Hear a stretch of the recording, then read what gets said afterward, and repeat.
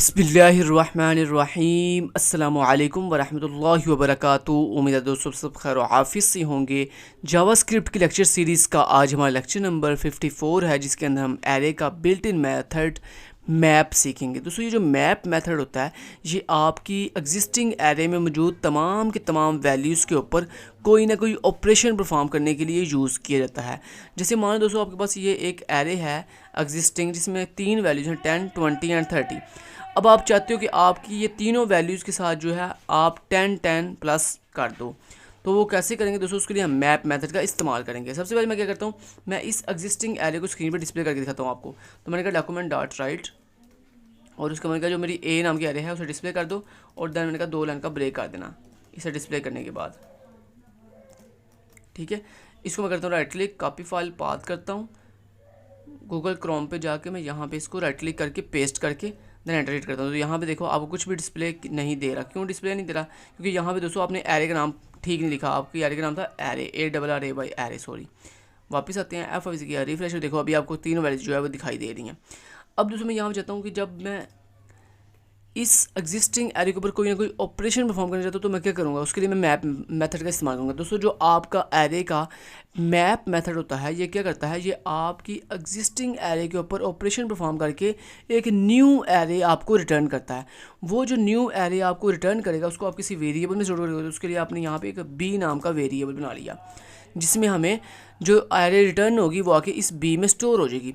अब मैंने यहाँ पे क्या किया, मैंने कहा जो मेरी अब मैप मेथड यूज़ कैसे करेंगे? सबसे पहले हमने अपनी एग्जिस्टिंग एरे का नाम बोला, एरे, मेरी एग्जिस्टिंग एरे का नाम क्या है? एरे डॉट, मैंने कहा उसके ऊपर मैप मेथड अप्लाई कर दो।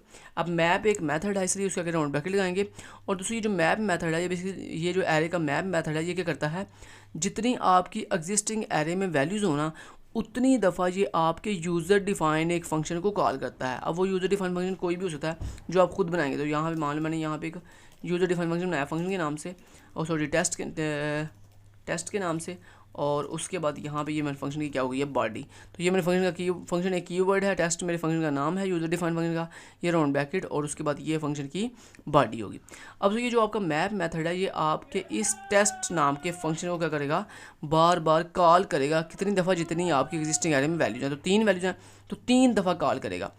पहली दफ़ा जब कॉल करेगा तो उसे 10 भी जो आएगा एज ए पैरामीटर, तो वो एज ए पैरामीटर वैल्यू को हासिल करने के लिए हम यहाँ पे एक ए नाम का वेरिएबल बना लेते हैं। अब दोस्तों पहली दफ़ा जब ये टेस्ट फंक्शन को कॉल जाएगी तो ये इसको क्या रिसीव होगा, ए में 10 रिसीव होगा। तो मैं चाहता हूँ ए में जो भी वैल्यू आई है, ए में जो भी वैल्यू आई है उसमें क्या कर दो, प्लस कर दो 10, उसमें प्लस 10 कर दो, और जो आंसर है उसे वापस क्या कर दो, रिटर्न कर दो। तो उसके लिए हम रिटर्न की कीवर्ड का इस्तेमाल करेंगे। अब नेक्स्ट टाइम क्या होगा, नेक्स्ट टाइम दोस्तों ये 20 जो है वो ए में आएगा, देन 20 में 10 प्लस होगा, जवाब आएगा 30, वो 30 वापस रिटर्न होगा। नेक्स्ट टाइम 30 आएगा, 30 में 10 प्लस होगा। तो इस तरह दोस्तों ये जो है वो मैप मेथड जो है आपके इस टेस्ट मेथड को 3 दफ़ा कॉल करेगा, और हर दफ़ा एक एक वैल्यू भी जो आएगा इसको ए को, इस टेस्ट फंक्शन को जो कि ए में आके स्टोर होगी, और उसके ऊपर कोई ना कोई ऑपरेशन परफॉर्म होगा, वो वापस रिटर्न होकर जाके बी में स्टोर हो जाएगी जाके। अब उस बी में जो भी न्यू एरे आके स्टोर हुई है उसको मैं चाहता हूँ ये स्क्रीन पर डिस्प्ले हो, तो उसके लिए मैं लिखूँगा डॉक्यूमेंट डॉट राइट, और मैंने कहा बी के अंदर जो भी वैल्यू आई, सॉरी बी में जो भी वैल्यू आगे आई है, न्यू एरे आई है, वो डिस्प्ले कर दो। अब मैं यहाँ पे आऊँगा, एफ ऑफिस किया रिफ्रेश, और देख रहे हो पहले देखो वैल्यू थी 10, उसमें 10 प्लस किया, जवाब आया 20, फिर 20 में 10 प्लस किया 30, 30 में 10 प्लस किया, जवाब आया 40। तो ये था दोस्तों आपका एरे का मैप मेथड। इस तरह दोस्तों अगर आपके पास कोई स्ट्रिंग वैल्यू तो उसके लिए भी आप ये मैप मेथड यूज़ कर सकते हो। जैसे मान लो आपके पास यहाँ पे एक स्ट्रिंग वैल्यू है खिज़र, और उसके बाद दूसरी वैल्यू है शाल, SHAL शाल।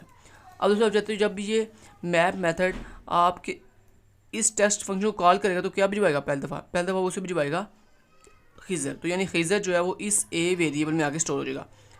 अब उसमें चाहता हूँ कि जो भी ए में स्ट्रिंग वैल्यू आए उसके साथ जो है स्टार्टिंग के ऊपर हेलो कौन कैट हो जाए। तो मतलब मैंने कहा हेलो स्पेस जो है ये कौन कैट कर दो किसके साथ, मेरे ए वाले पैरामीटर के अंदर जो भी वैल्यू आई है। तो पहली दफ़ा क्या आएगा, पहले ए में आएगा खिज़र, तो बेसिकली क्या होगा, हेलो जो है वो खिज़र के साथ कॉन्कैट हो जाएगा। उसके बाद नेक्स्ट टाइम शहाल आएगा तो शहाल जो है वो हेलो के साथ कॉन्कैट हो गए जाके बी में स्टोर हो जाएगा। अब क्या होगा बेसिकली कि आपकी ओल्ड एरे में क्या पड़ा हुआ है, खिज़र और शहाल, और न्यू एरे में पड़ा हुआ है हेलो खिज़र और हेलो शहाल। ठीक है, तो इस तरह दोस्तों हम कोई भी ऑपरेशन जो है वो मैप मेथड के थ्रू जो है अपनी एग्जिस्टिंग एरे पे अप्लाई करके उसे न्यू एरे को रिटर्न कर सकते हैं। Thank you so much, till then guys, take care, अल्लाह हाफिज़।